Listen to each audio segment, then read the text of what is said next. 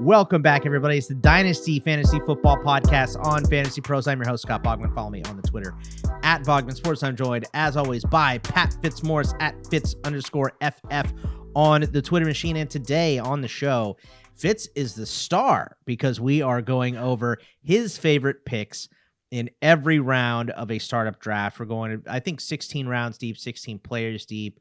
So, Fitzy, this is a fun exercise. We did it last year as well. This is the one where, you know, we're only going to 16 this year because last year I picked defenses and kickers down there, and then you guys got mad at me. So, yeah, 20 players to go through. I like this process, and the point of this is to show, like, hey, if a guy's value gets to this point, I'm taking him every time. You know, it doesn't really matter who else is in the round. You know, if a guy falls this far, I'm probably going to have him on my radar. Of course, there are exceptions. Like, I think the first three of your four picks, this is a super flex, of course, are quarterbacks. So obviously you wouldn't take three quarterbacks in the first 4 rounds, but the value is so good for that guy in the 4th round that you have to be there. So what is it that you pull the most out of doing this exercise here, Fitzy? Yeah, I mean, just looking at round values is sort of interesting and doing this by ECR. So, you know, maybe ECR is a little different than ADP in some spots, but just getting an idea of which guys I like relative to the market. And this is sort of a different way, just a framing from a startup draft perspective. Maybe only 5% to 10% of our audience is in the midst of a startup draft right now, but this could still be helpful as sort of a, you know, guys, if you're interested in which guys I like, me making a case for them and, you know, putting it in round perspective. And, you know, if you want, while you're consuming this show, you can pull up our ECR and sort of follow along and look at the blocks of 12 that I'm choosing from with each of these rounds. Yeah, I mean, you know, you get to go through the ECR and the list when you're making this list, because obviously I'll be doing this next week. We'll be taking my favorite players. But it's good to see what the value is or what the perceived value is in the market of all these players, to know that if there's a guy that you're not as high on, but he's on your roster, maybe it's a good time to trade him. Maybe it's a good time to buy low on a player that we don't mention at all. You know, just things of that nature. It's really good to do this and see, but let's dive into it. Let's just get into your first player here, because in Superflex, I mean, there are scenarios where you don't take a quarterback, but I feel like in Superflex, everyone wants to leave with a quarterback to start the first round. Correct, Fitzy? I think so. I mean, some people would rather take, if they're maybe mid to late round, Ja'Marr Chase, Justin Jefferson, and wait a little bit on quarterback. And, you know, looking at my list, there are ways you could do it and still be happy with your quarterback situation. But yeah, I would personally rather just take one of the stud QBs.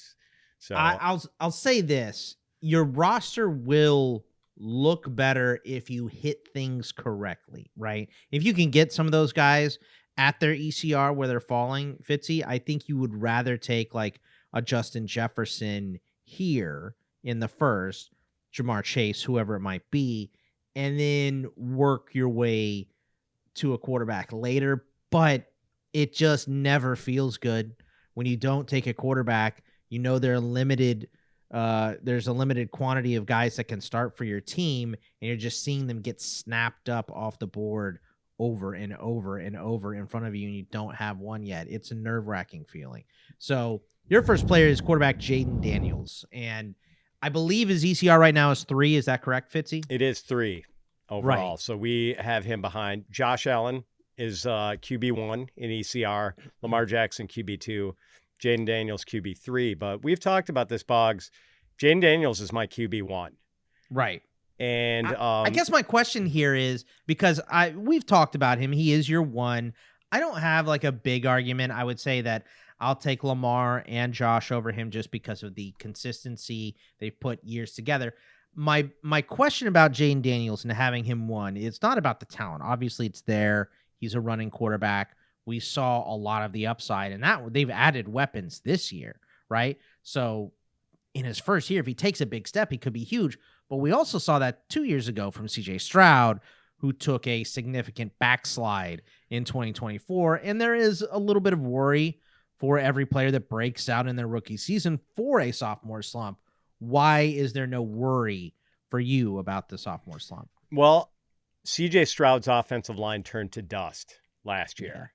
Yeah. And yet the Texans traded their best offensive lineman, Laramie Tunsil, to the Washington Commanders. So Washington has Tunsil to protect Jayden Daniels' blindside this year. They also spent their first-round pick on Josh Connerly to play right tackle.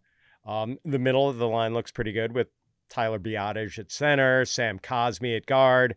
Jayden Daniels is going to have a good offensive line in front of him, unlike CJ Stroud last year and maybe this year too. So, Daniels was QB5 in fantasy scoring as a rookie and delivered big-time value as a runner, 891 rushing yards, 6 TD runs, and he's a pretty advanced passer. Like, he is the total package, and he's only 24. So, for me, just because of the age thing, I would rather have him ahead of Lamar Jackson and Josh Allen. Yeah, and I don't like. We've talked about this before. I don't hate that take. It's just not something I would do. Lamar is amazing. Josh Allen is amazing. So, but I understand. You also, you get Jayden Daniels at 3. You get a higher pick in the second round. So if you kind of see those 3 as the bubble, let's just take whoever falls to the end. I mean, it's not like if you're sitting at 3 that you're disappointed if Jayden Daniels goes ahead of you. Even if you do have him at 1, you get Josh Allen or Lamar. If you kind of see that as a tier, then 3 is probably your favorite spot. Like if you're doing KDS or whatever, you want 3. Am I right in that, Fitzy? It is a really good spot, Boggs, and I always like being toward the middle in a dynasty startup because then you don't get these long runs where you have to go, 20-plus picks in between your picks. You can patrol things a little bit, manage positional runs, et cetera, et cetera. So, yeah, I like the 103 spot a lot. Your pick in round 2 is Drake Maye, whose ECR is currently 18, and how high are you willing to take Maye in round 2? Let's say you're picking closer to the end. You don't get Jayden Daniels. Is Drake Maye now such a priority for you that you would take him around like pick 15 or 13, 14, like on the edge? Or is he, hey, look, I'm picking at 3. Drake Maye falls past the middle of the second round. I think that's absurd value, and you have to take him there. Boggs, I think I'd take him as early as like pick 8, 9, 10. Ooh, okay. Right now in our Dynasty Superflex ECR, we have Justin Herbert at QB 10. I would rather have Drake Maye. I mean, Justin Herbert is a talented cat, but he is really sort of tamped down by that offense. Like, they're not going to throw a lot. They operated a glacial pace under Greg Roman. And Herbert's older than Maye. We've got Patrick Mahomes at number 8. Mahomes is getting older, and he hasn't been vintage Patrick Mahomes for a couple of years now. So I would rather have Drake Maye than either of those guys. Yeah, that's interesting. I thought I was going to smoke you, and I was going to say, because I have him at 12 in my Superflex ranking, so he's a first rounder to me, but you have him at 8. That is higher than me. We talked about that. I'm a little higher on Bo Nix, I think, than you are. You're a little bit higher on Drake Maye. Again, we're splitting hairs. It's a young quarterback with tons of upside that probably needs the offense around them to get a little bit better. And I think they both will this year. And the Patriots have way more room to grow than the Broncos do. So yeah, and I wouldn't say the Patriots have a good supporting cast for Drake Maye yet, but it was completely abominable last year. And yet he still was pretty solid as a passer, 67.2% completion percentage, 6.7 yards per attempt. Solid numbers for a 22-year-old guy with an awful supporting cast. And the thing I've been trying to impress upon people with Maye, not just for Dynasty, but for redraft this year, like, we know that rushing ability is a cheat code for QBs. And if you take out Drake Maye's Week 18 start, where he only played 1 series, he averaged 37.2 rushing yards per game, which works out to 632 over a full season. I think Maye could get to 700, 800 rushing yards in year 2 based on how aggressively he ran in college at North Carolina. And Maye only had 2 touchdown runs last season. Like, I think for a guy who had 16 touchdown runs in 26 games as a college starter, I don't think it's far-fetched to think he could do 5 or 6 rushing touchdowns this year. Yeah, I mean, you just never know. Those rushing touchdowns are so finicky, but it's in the tool bag, and he did not use it last year. That's what, there are plenty of players that have tools in the tool bag that just don't get used. Trevor Lawrence, we've talked about forever. The dude ran for more yards than Justin Fields did their last year in college. Like, just let the dude run, and no one has let him run because he's the only good player and blah, blah, blah. So, but Drake Maye definitely is a good quarterback, and I'm willing to take him in the first round. So I love that his ECR is at 18, as do you. And number 3, I mean, I'll pick someone different next week because you picked him here, but we both know this is both of our guy. It's Brock Bowers, whose ECR right now is number 29. No other tight end on your list. How important is getting Bowers to you? And is there really any other pick you want to make in the 3rd round? Oh man. Yeah, we're convening a meeting of the Brock Bowers fan club right here. So I've got him ranked 18th overall in my Dynasty Superflex rankings, non-tight end premium. Where do you have him, Boggs? 25. So I am at 25? The beginning of the 3rd round. So yeah, you're higher than me again. I don't like it, Fitzy. Yeah, man. I mean, see, that's funny because I figured like I'm probably getting him in the 2nd round unless I'm in a league with Scott Bogman. But maybe I'd get him anyway. With where I have him ranked relative to ECR, I think I have a pretty good chance to land him. It's just 112 catches and almost 1,200 yards, 1,194 in his age 21 season. This is just a different kind of dude, and we are lucky that we get to watch this guy play football for the next 10 plus years. Yeah, I mean, he is. I guess the reason I put him in the 3rd round is because he is amazing. I just don't know that he doesn't give you that like insane Travis Kelce difference. Maybe he will, because last year was his rookie season. The quarterback play was horrific, but they also didn't have a run game at all. So I'm expecting Genty to come in and kind of change the face of this offense, along with obviously Pete Carroll and Geno Smith. But there's meat on the bone, for him to grow to be an even better tight end than he was, obviously, in his rookie season. So there's just so much upside here. I'll say this. I'm just looking at his rankings let me just look at the Dynasty one and see who is actually number 1 and see if you are highest. You know what? I just can't get it to come up. We're having there's some technical issues on the internet today.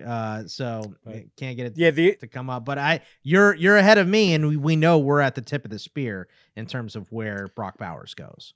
Yeah. And the other point I'll make, Boggs, why I don't think anyone should feel like they're stretching if they want to take Brock Bowers in the 2nd round of a dynasty startup. Like Sam Laporta snuck up on us. He was kind of a surprise as a rookie. Good prospect coming out of Iowa. And certainly that was a limited offense. But like Brock Bowers, we knew this was coming. Yeah. You and I had been watching this guy's career at Georgia. Like, he was a monster in the toughest conference in the land.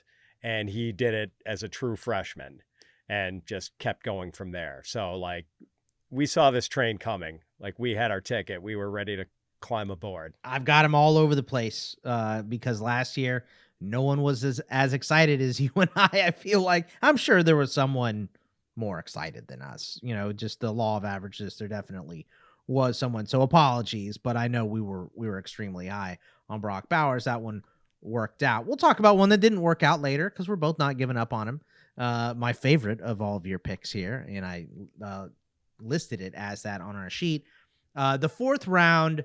This is the most interesting to me because the 3rd and the 4th round in the Superflex have an insane amount of value because there are so many quarterbacks going high, obviously, because they're a limited commodity here, that running backs drop in Dynasty anyway because the shelf life is so short. But there are good wide receivers falling. The tip of tight end is falling. Trey McBride it can be found here as well.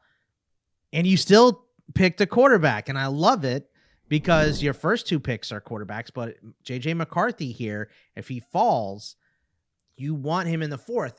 Does J.J. McCarthy having a 4th round ECR make you more willing to not take a quarterback in the first 2 rounds? Or is it, hey, look, if I can get Jayden and I can get Maye, to hell with the rest of the quarterbacks. That's the start I want because that gives me the biggest difference. Or is it, look, if I can get an elite wide receiver, Drake Maye, and then McCarthy in the 4th, that is my ideal strategy.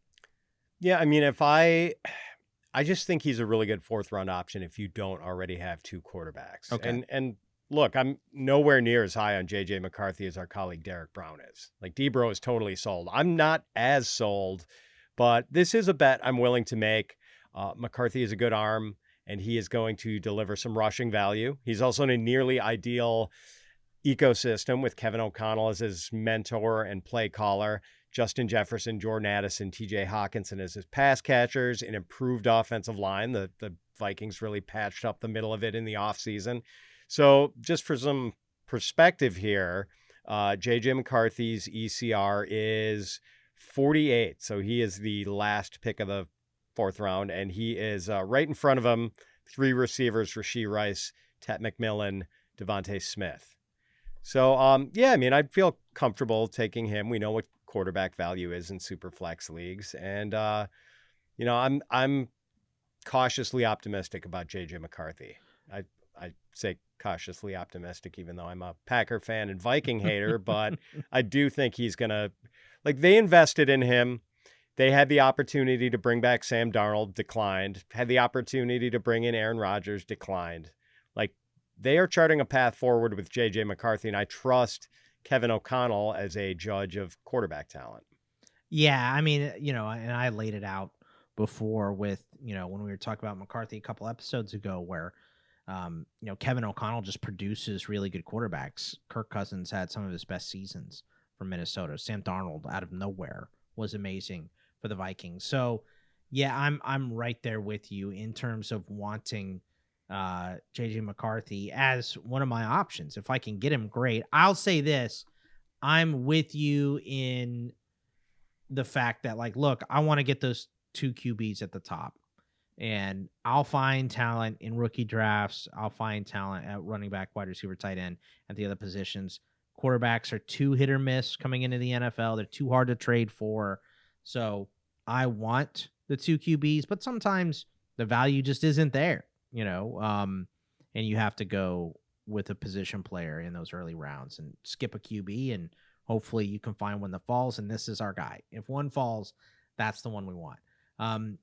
Before we move on to rounds 5 through 8, let me remind you guys about our draft simulator at Fantasy Pros. Level up your fantasy football draft prep with Fantasy Pros Mock Draft Simulator. Complete realistic mock drafts in minutes without waiting between picks. Tailor your mock draft to your league's specific settings, including roster configurations and scoring systems. Receive instant feedback and draft grades to refine your strategy and gain a competitive edge.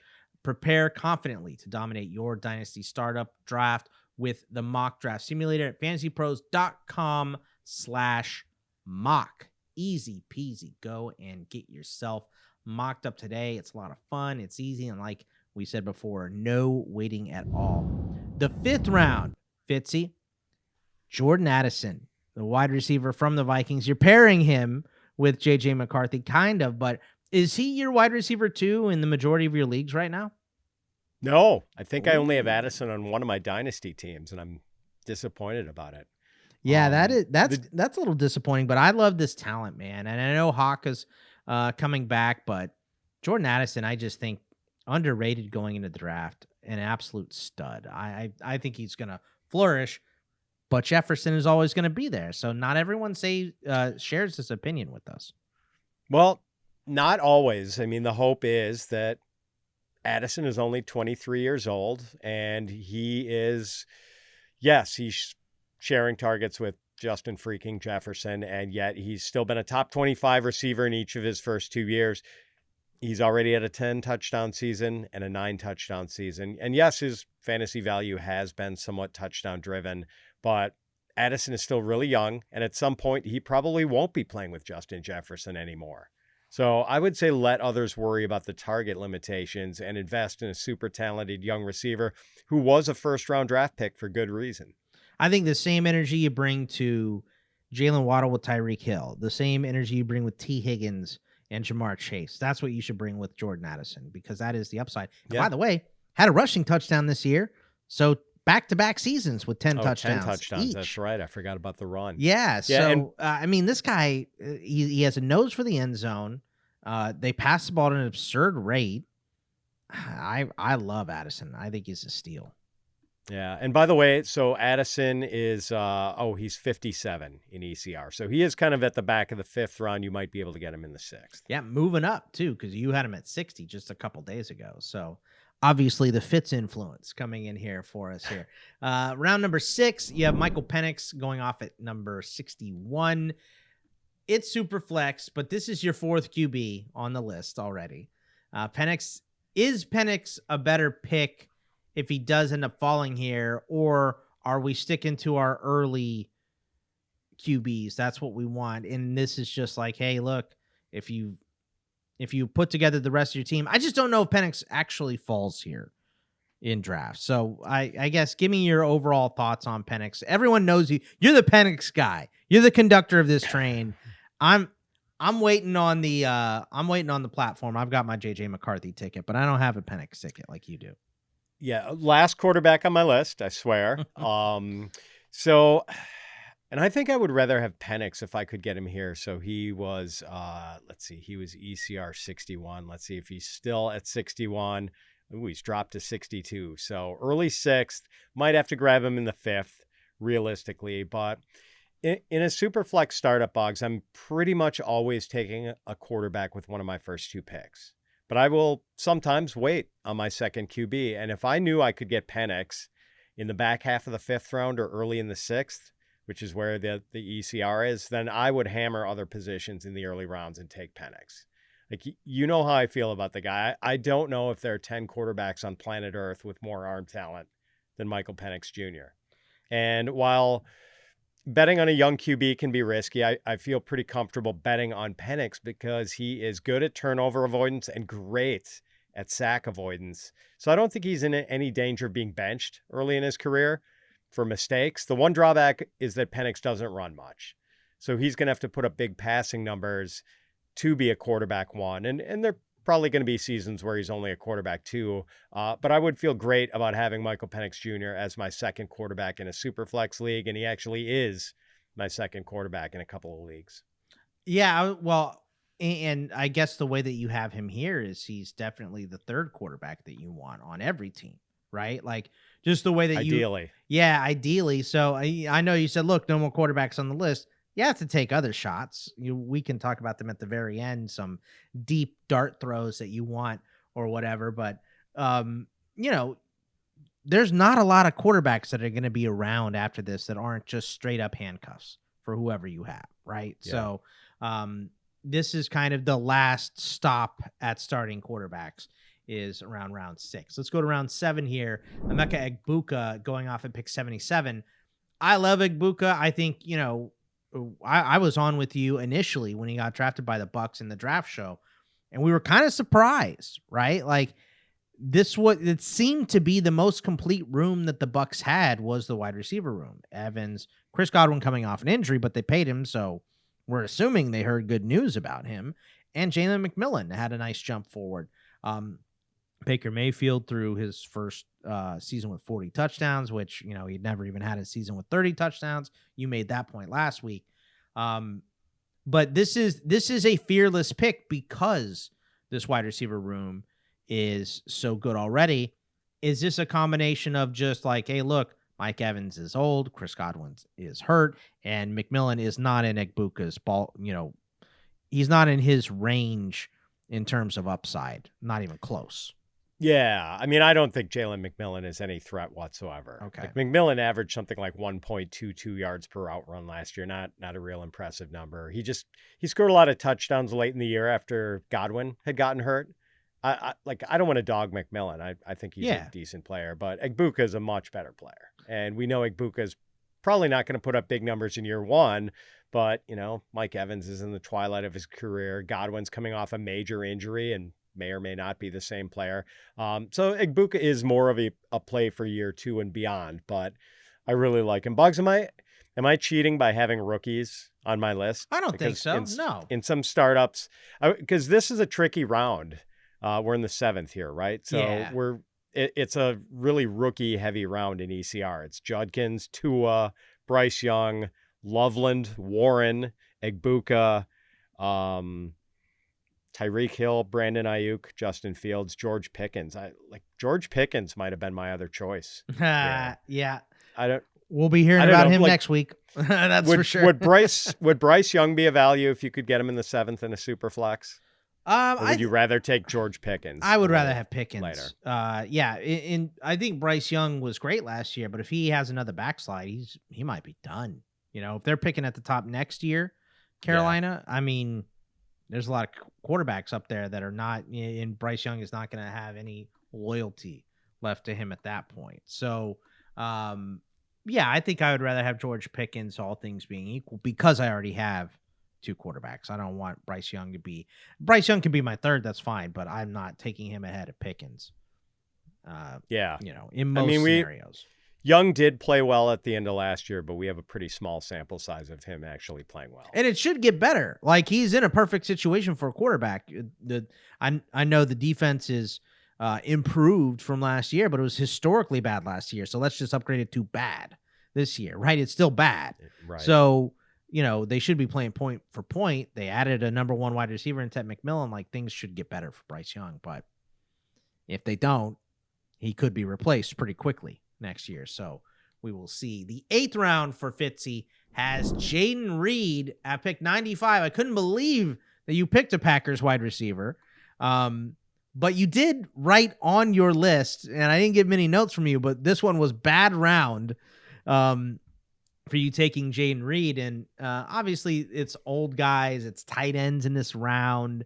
Would you rather take a risk on someone later in ECR and you were kind of hampered by the selections in this round? Or is this, look, it's a bad round, but Jayden Reed is still a good player. Obviously, the snap count thing was weird last season, but who knows how much longer Dobbs is going to be around. And, Wicks didn't do anything and Watson's hurt. So it might just be a lot of Golden and Reed this year. Yeah, it's just, this is an old guy round according to our ECR. Okay. And, Chuba Hubbard's there. I like Chuba. I just don't know how much value he's going to have beyond this year. Mark Andrews, Mike Evans, Tucker Kraft, who I like, but I think I'd rather have Jayden Reed, David Montgomery, Joe Mixon, Devontae Adams. It's an old round, Alvin Kamara. So this is kind of one of those rounds maybe then, Fitz, where it's like you're either taking young talent to grow, or you're taking a crusty old vet because you like the way that your team has been built in the starting lineup, and maybe you can win some cash this year, right? Yeah, and I'm not totally opposed to taking a crusty old vet in a startup draft. Right. Like, it's generally not the way I build, but, you're going to have 1 or 2 of those guys. So I'd be willing to, but, I'm still somewhat optimistic about Jayden Reed. It's just a weird year last year, and I don't know if Jordan Love was fully right all season after that MCL sprain in week 1, from which he came back pretty early, only missed 2 games.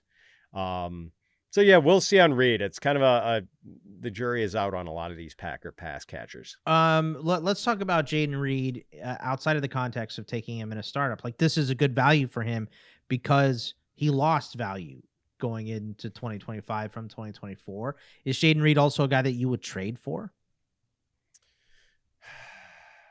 No, I don't think so, because if I'm putting in a trade offer, like, I'm conveying to the other manager that I value Jayden Reed and want him, and, like, I'm not sure I'm that sold on him, honestly. Okay. Boggs, so a 3rd round pick.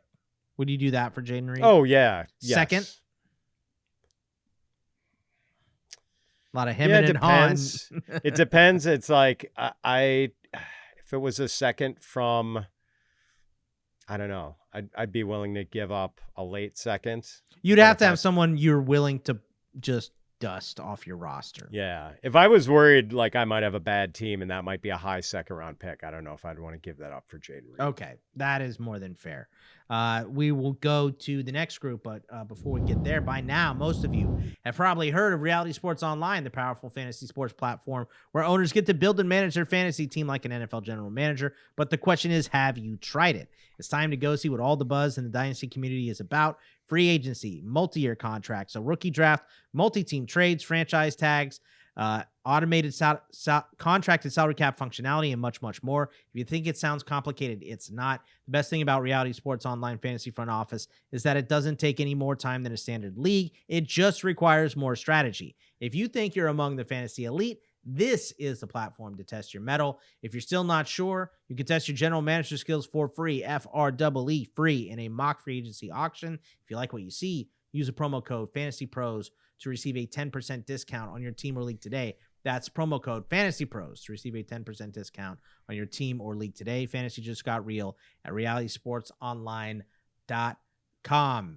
Fitzy, we go to round number 9. Now, I'm wondering if your opinion has switched here, because you actually had 2 names on the list. You had the rookie, Luther Burden, from Chicago at 98, and you said he just beat out Pearsall. So, first of all, why Burden slightly over Pearsall? And with Burden maybe holding out of camp right now, not being at camp, and Ben Johnson having some negative words about him, I believe today or yesterday as we're recording this. I saw it this morning.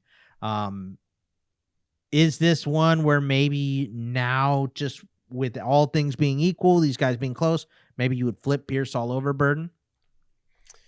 Yeah, I mean, if I don't want to freak out about anything going on with Luther Burden right now. It could be nothing. He signs tomorrow, and who cares right. about anything said today? Yes. Right. And I really do like Pearsall. I like what he showed us late last year in that, little 3-game run at the end of the season where he was really productive. I wouldn't be surprised if he turned out to be the 49ers wide receiver 1 this year.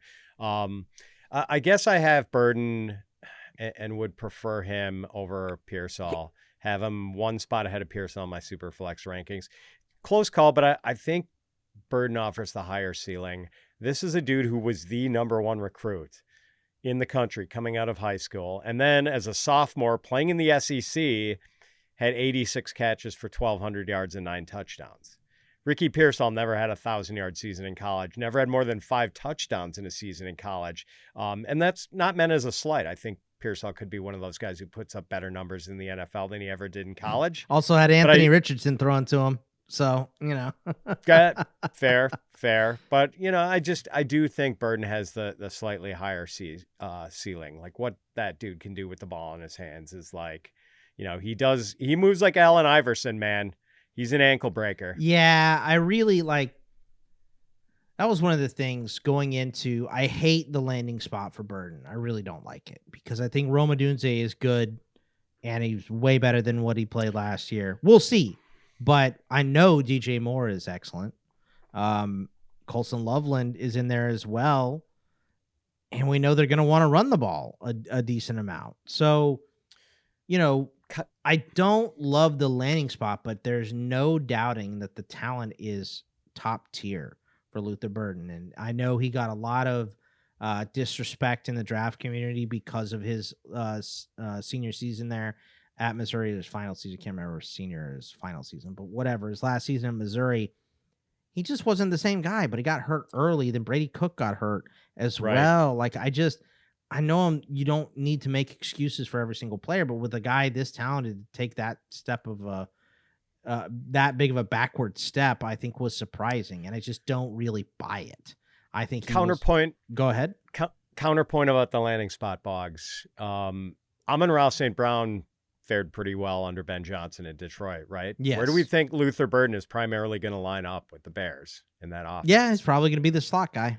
Yeah. Yeah. So, I mean, what if he is Ben Johnson's new Amon-Ra? Yeah, he might be. I like this pick.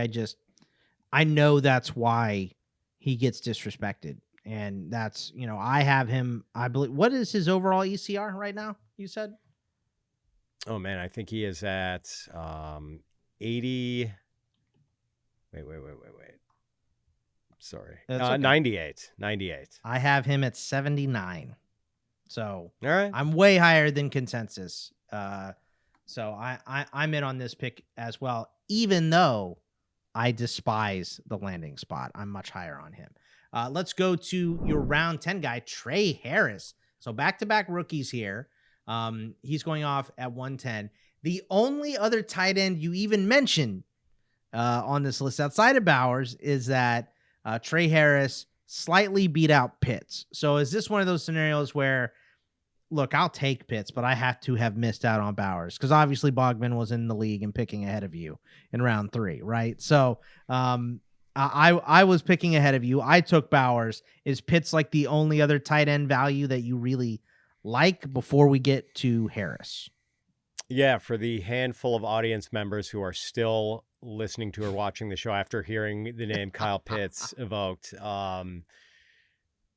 I'm not ready to give up just yet, Boggs. I'm really not. I know a lot of people, maybe Kyle Pitts just doesn't have that dog in him and it's just not going to work out. But he's still only 24 years old, even though he has disappointed us multiple seasons. And he's still the guy who broke Mike Ditka's 60-year-old record for rookie receiving yardage by a tight end.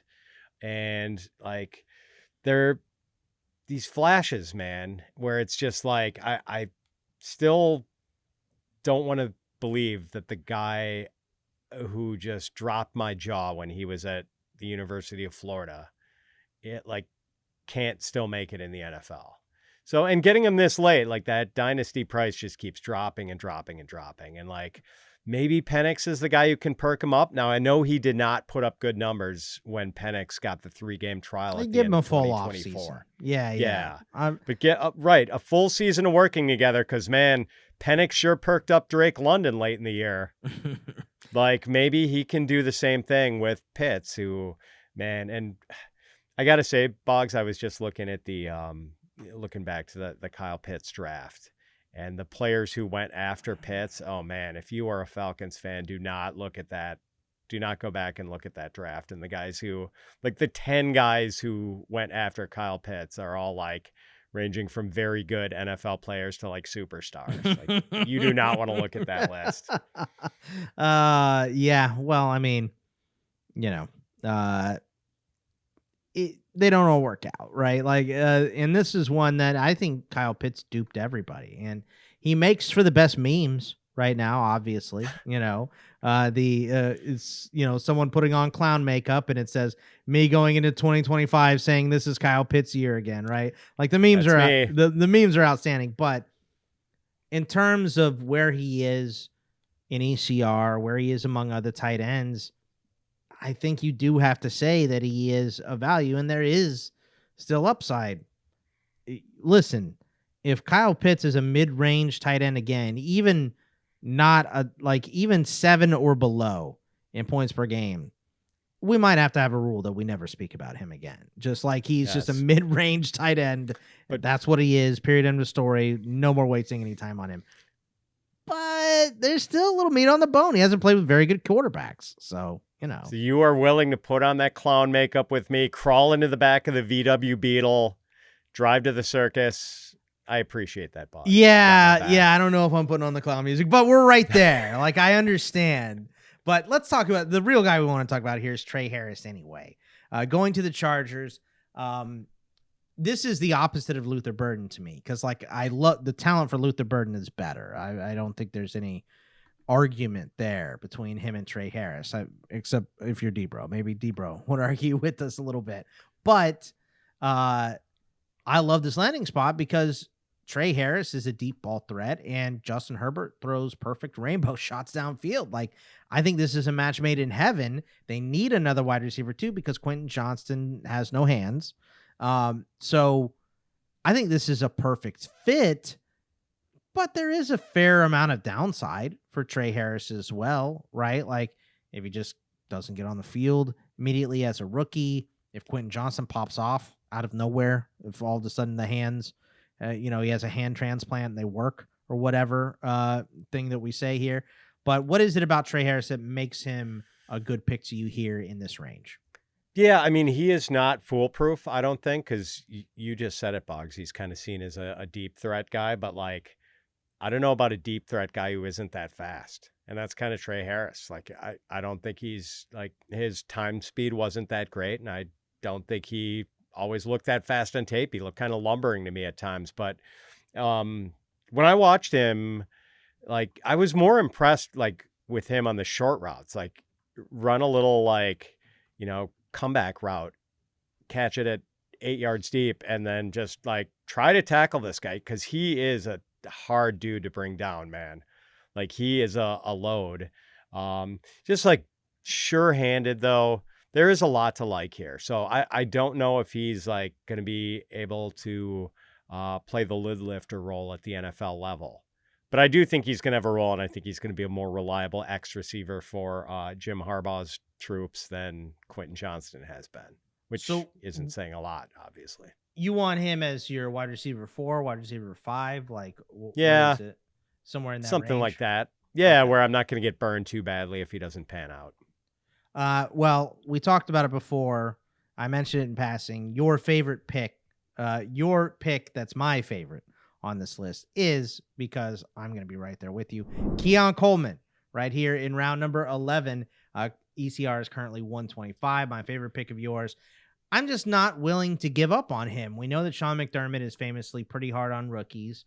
We know this guy is a huge target with tons of upside. He's playing with one of the best quarterbacks in the league, and he doesn't have a massive amount of competition around him like some other guys do. So I just think, Keon Coleman is a guy I can't give up on yet.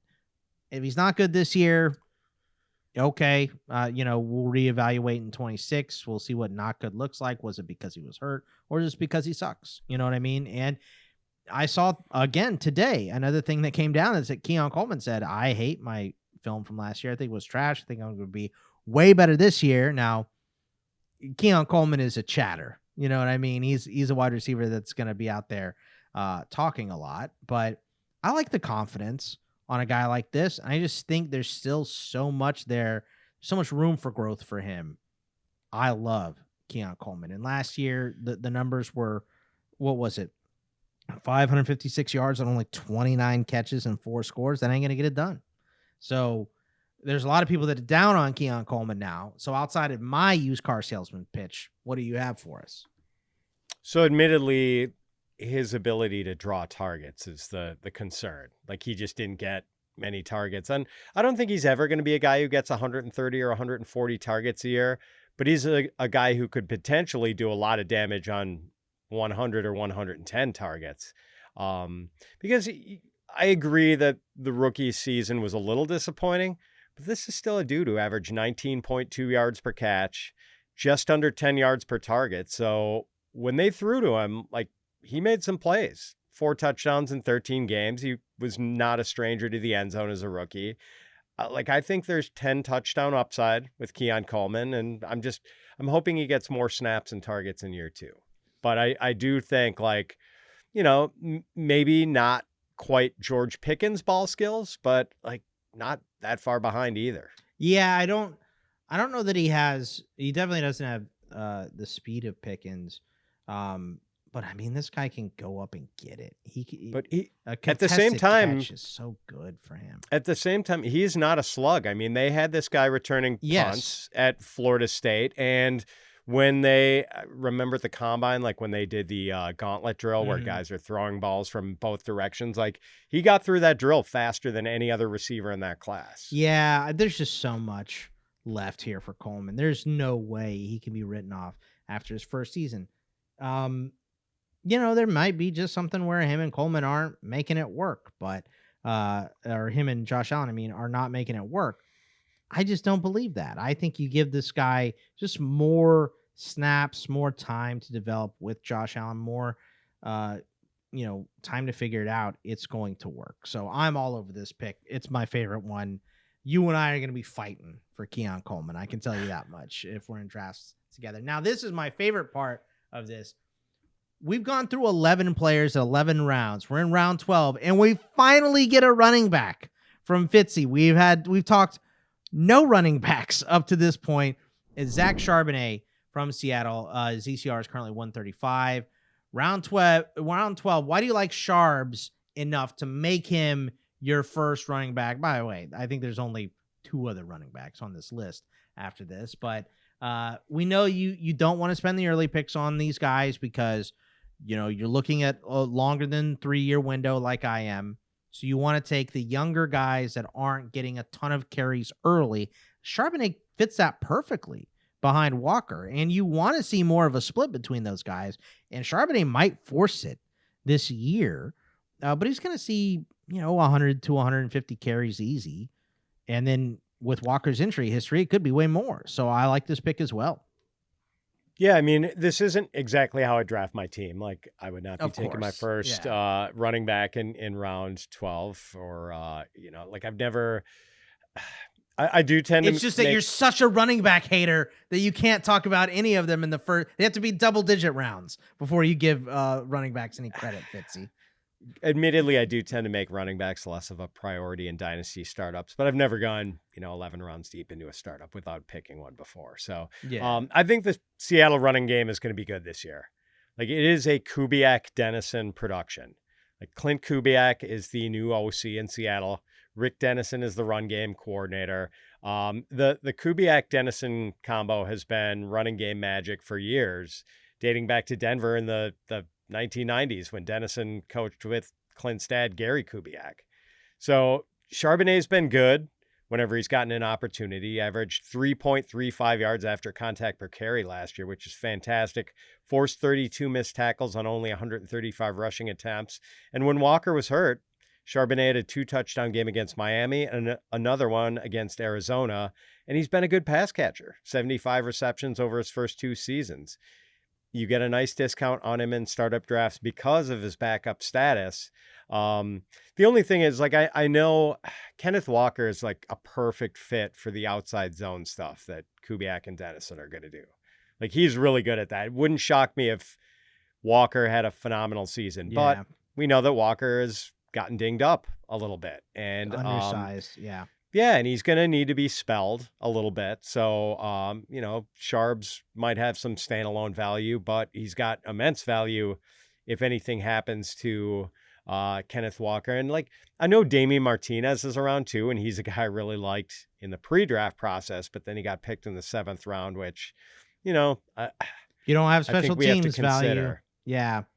We'll see. It's hard to see Damian Martinez, unless they're catastrophic injury issues with the Seattle running backs. I don't think Damian Martinez probably has any sort of impact in 2025. Yeah, I think you're right. It would take a trade or an early injury for Damian Martinez to get work done for Seattle anyway. He might get cut, might end up somewhere else and being good. So 7th rounder is definitely not guaranteed anything in terms of contracts. We have 4 more picks to go. But before we do that, let me tell you guys to join our Fantasy Pros Discord community, chat with other fans, and get access to exclusive AMAs that wind up on our podcast feed. Here's our current schedule. It's Worm and Fitz at 5 Eastern on the first Tuesday of every month, and myself and Fitz at 5 Eastern on the third Tuesday of each month. You can come and get your your questions answered and be on the show at fantasypros.com/chat. All right, we go to the 13th round, Fitzy.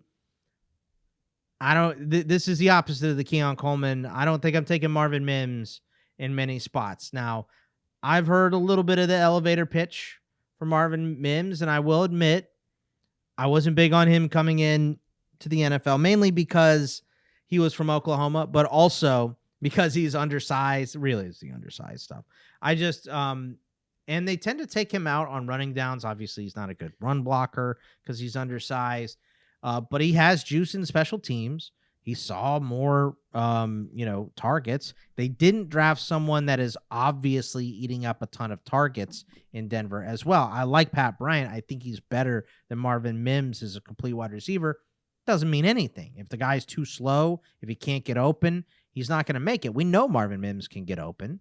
So he definitely has a leg up on a guy like Pat Bryant. So what is it about Marvin Mims that you like? Give me the used car sales pitch here.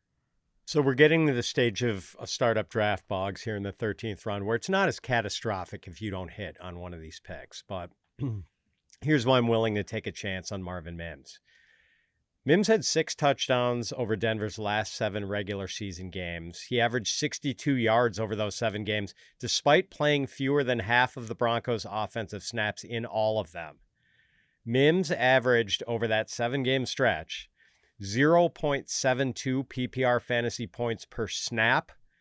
And just to put that into perspective, 0.72. Jamar Chase averaged 0.38 PPR fantasy points per snap last season.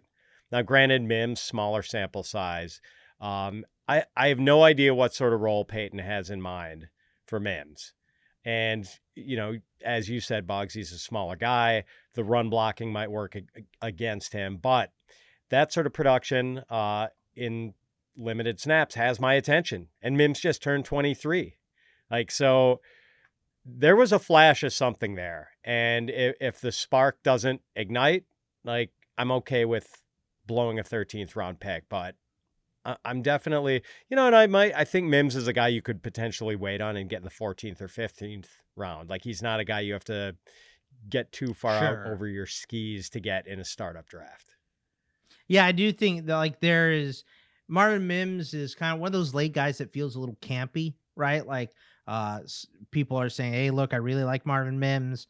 Then there's people like me that like Pat Bryant, right? So there's kind of this divide. Both of them could work. We could just see more passing volume from this team. So we will see about that. They're two very different players. One is a small, fast guy. One is a giant, slow guy. Right. So, Michael Thomas and who was the Devery Henderson. Yeah. Yes. They can still work. It's still Sean Payton working it. Round number 14, 50, you have Jordan Mason here. His ECR is currently 166. This one makes sense. They traded for him, right? So they invested a little bit of stock in him. And Aaron Jones is closer to my age than he is Jordan Mason's age, I feel like. So, he's long in the tooth for his NFL career. He doesn't have a lot left. So one of his best seasons last year, but I think it's pretty obvious that he had too many carries. I've talked about Aaron Jones in the bust category, which should elevate Jordan Mason a little bit. I don't think I'm as high as you are on Mason, but I'm willing to listen. What do you have on him? Well, not only did the Vikings trade for him, but as soon as they did, they immediately gave him a 2-year deal that includes more than $7 million in guaranteed money. So, plus they're light on draft picks going forward. So, I think he's a guy they're kind of counting on to be a part of this, a significant part of this offense the next 2 years. And we've seen what the guy can do if he gets a chance. Early 2024, no Christian McCaffrey for the 49ers. Mason averaged 107 rushing yards per game, 120 scrimmage yards per game, and 5.1 yards per carry. And also the Vikings do run a whole lot of outside zone, and that's sort of Mason's bread and butter. Yeah, I mean, he's a big back. He can work. I just don't know, right? That's my thing. What happens if Aaron Jones leaves? Do they go and pick up a high running back in the draft just to make sure they have somebody, or do we think giving him the $7 million, that's enough? That is what they're gonna do, right? Yeah, so, Boggs. I mean, Kwesi, their GM, he has not been shy about trading future draft capital. So I just don't know if they can afford to spend a high pick on a running back in the years to come. Yeah. So will they throw money at it, right? Maybe. There's all kinds of situations where Jordan Mason is nothing, but there's a situation where he is the number one moving forward, and it could be the number one this year because Aaron Jones is 100 and could easily get hurt. So I like the flyer on him for sure, at least. All right, Fitzy, your last 2 picks here. Guys you just can't give up on. Probably your most eyebrow-raising picks, but these are shots near the end of your draft here. It's Elic Ayomanor at coming in at ECR 173 in the 15th round. MarShawn Lloyd at 189. Ayomanor just has a good shot of potentially being something because they don't have anyone but Calvin in Tennessee. So I don't hate that. MarShawn Lloyd. Is this dude going to play football? I guess that's my question here. He's set to be the number 2. They let A.J. Dillon walk, obviously. They don't have a lot behind him. I guess Emmanuel Wilson, a couple people like. I think Savion Williams might see some time at running back as well.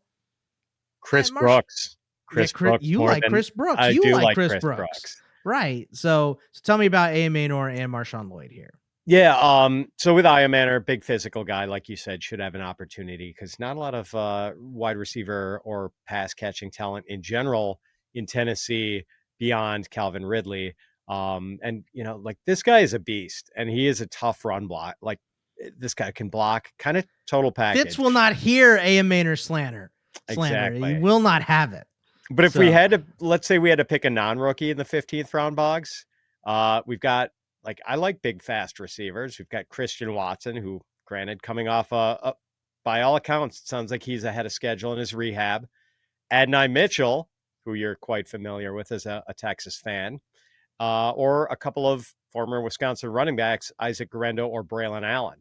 Which of those guys would you go for? I go for Braylon Allen out of all of them. Okay. Yeah, I just and I didn't like him coming into last season, but I do think that he has a somewhat significant role. I still like Isaiah Davis, but I honestly, it's just that I don't like the rest of the names that you said. I don't know that Guerendo is much more than a Jag. You could have decent amount of playing time this year with Christian McCaffrey. Who knows? I don't want any part. Christian Watson have like legs, one leg longer than the other. You're trying to breathe out of the wrong nostril, right? Like there's just too much going on there for Christian Watson for me to be interested. He's just too hurt. And we got a little exchange program going here, Boggs, with you embracing the Wisconsin guy. I might take Adonai Mitchell if we were going for a non-rookie here, because like I know he's buried on the Indy depth chart, and I know it's not a team that passes the ball well, but man, size, there's a lot speed, of talent there. Speed, and draft capital. A lot of talent there. What about because we're talking about a super flex, Fitzy? Are there any quarterbacks that are like a handcuff that you would want, or a young talent? There are a lot of quarterbacks that went late in this draft that are around. Like, because and I'll talk about it more with my picks, but Will Howard and Quinn Ewers are guys I'm interested in. Anybody else like that like just maybe a dart throw in the last, like down to round 20? Joe Milton is 326 on ECR. I think he has the strongest arm of any quarterback on planet Earth. I really do. He probably does. Yeah. And like he actually showed something in that. I know it was just a week 18 meaningless game, but like Milton was actually pretty competent.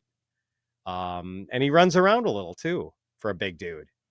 Yeah. So, you could do worse than a back of the draft flyer. But should we talk about MarShawn Lloyd real quick before we check out here? Yeah. Sell me on MarShawn Lloyd, because I'm so out on him. I wanted to ignore him at the end here.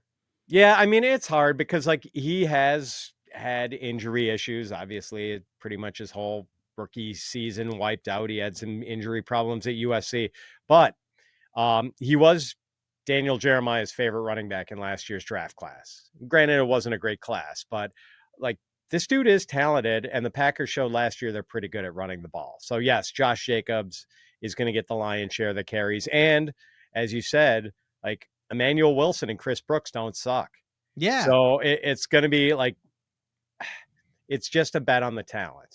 And like maybe MarShawn Lloyd never pops in Green Bay and has to go somewhere else to do it. But man, you'd be pretty excited about MarShawn Lloyd if he was on Dallas right now, wouldn't you? For sure. Yeah. There are plenty of spots where MarShawn Lloyd goes and it's like, okay, right. Maybe we got something here. Not in Green Bay though. And there were the problem. Like in 2024, we saw a lot of old running backs have really good seasons. We did. Yeah. But like we're going to need the new vanguard to pick up the baton here pretty soon. Well, this is the class to do it. Right. Yeah. This is right. The class of 2025 is the class, but maybe MarShawn Lloyd can, be one of the few guys who pops from the class of 2024. We just didn't actually see it in 2024. I don't hate him as a flyer. You know what I mean? Like if I'm the last couple rounds of my draft and you want to take him, that's fine. I just, there is a lot of talent there, but there's not a lot of opportunity, and has the talent withered away with this injury? I guess that's my question for him. But you can say that with anyone you're taking over here. Like we are splitting hairs. So for me, typically, is there a strategy at the end of a Superflex startup that you like? For me, it's kind of throwing those dart throws on the quarterbacks. Like I said, is it just like these young injured guys? Like, is it guys like Lloyd and maybe Jonathan Brooks and guys like that maybe you're taking a flyer on, grab and stash? Or is it just, let's take some buried talent and see if the talent rises to the top here? I'm not taking a guy who's torn the same ACL twice in a span of a year. Okay. So no Brooks, no on Jonathan Brooks, but right. I do dumpster dive on running backs at the end of drafts. So I am interested in the Chris Brooks. So I'd rather have Chris Brooks than Jonathan Brooks late in a dynasty startup. Like, just bet on the talent. Guys, rather have Jonathan Brooks or Damian Martinez? Oh man. Yeah, I know. I think Martinez, dude. Like, you just think Brooks is done then? Yeah. I'm That's very fair. fearful, and I feel terrible about it because he's a talented cat. But man, those two injuries in like 2 years, it's just brutal for the guy. I feel terrible. Probably too much. I think you're probably right. So, but in general, it's dumpster dive with running backs because you've probably waited in the top rounds to take an RB. Joe Milton and the late round running backs. That's my That's your band name. Of startup plan. Exactly. Joe Milton and the late round running backs. Joe Milton is the front man for a backing band of scrub running backs. Hopefully they're a 80s hair band. That's how I see it. So, but that is it for us today on the show. Next week, it'll be my picks for this. I believe Worm is back. Is Worm back with us? Yes. Is he still out? Okay. Worm is back. He is in Rehoboth Beach on vacation right now. Enjoying it. Dreaming of Rashad Bateman. That's right now. That's what he's doing. So we understand. But remember to follow us on the Twitter at Bogman Sports, for myself at Fitz_FF for Fitzy. And we will see you guys next week. Take it easy, everybody.